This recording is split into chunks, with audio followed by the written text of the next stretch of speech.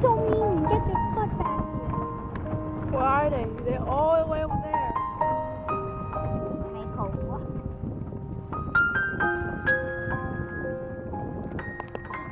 We're doing it. We're doing it. Let's go. Say hi to the world. Shut up. Besides, this is not a YouTube video. Shut up. I don't have my driver's license.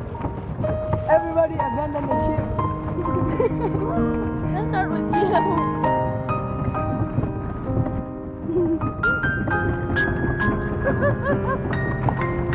I can't get over there.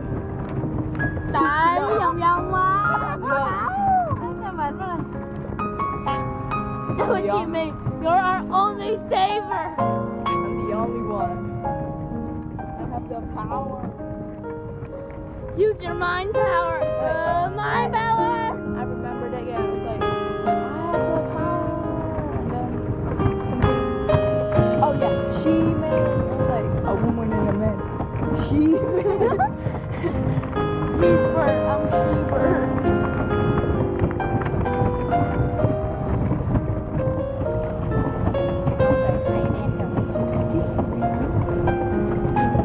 More like just keep pedaling. Oh my god, dude. Turn the picture away.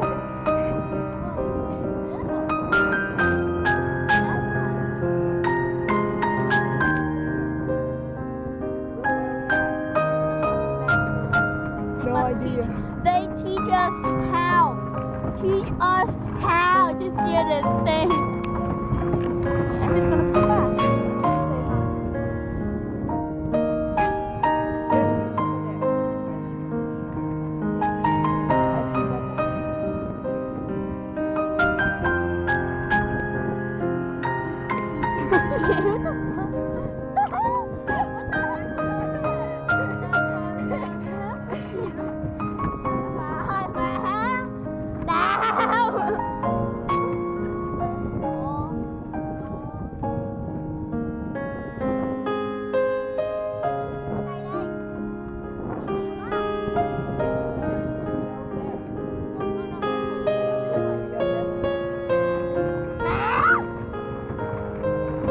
Lòng vòng không à, bực mình quá.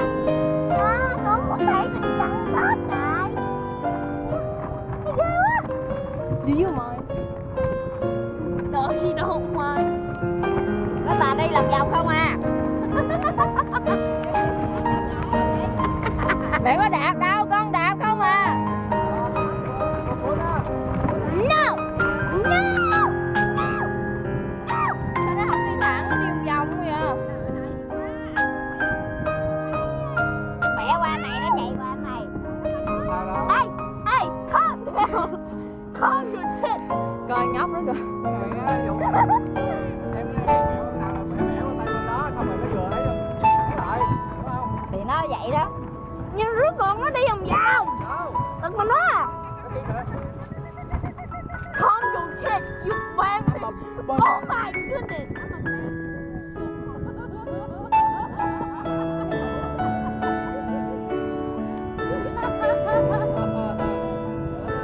Đó, chụp hình đây, chụp hình đây. Con đang quay. Có cái máy chụp hình, cái máy kia nó không có chọn nữa đó. Không hỏi đi. Đạp! Kệ đi.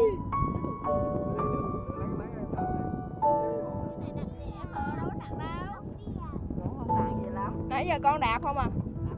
Con lòi ruột luôn. Chạy lòng vòng không à? Anh cút cho nó ngồi này sao đạp? Nó chả biết làm gì á. Nó lái cũng biết lái mà đạp không biết đạp. Đừng chồm quá, đừng chồm quá, đứng lên, đứng lên. Đừng có đứng lên. Ồ, đó là.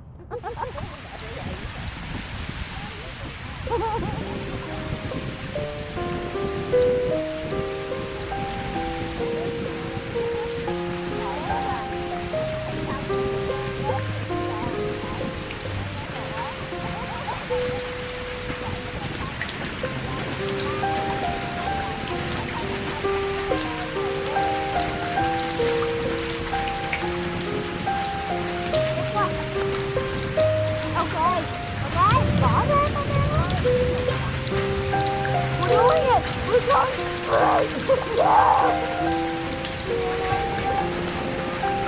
Hãy subscribe cho kênh Ghiền Mì Gõ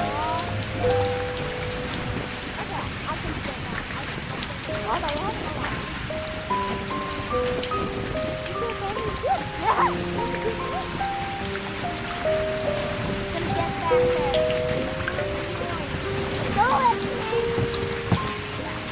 những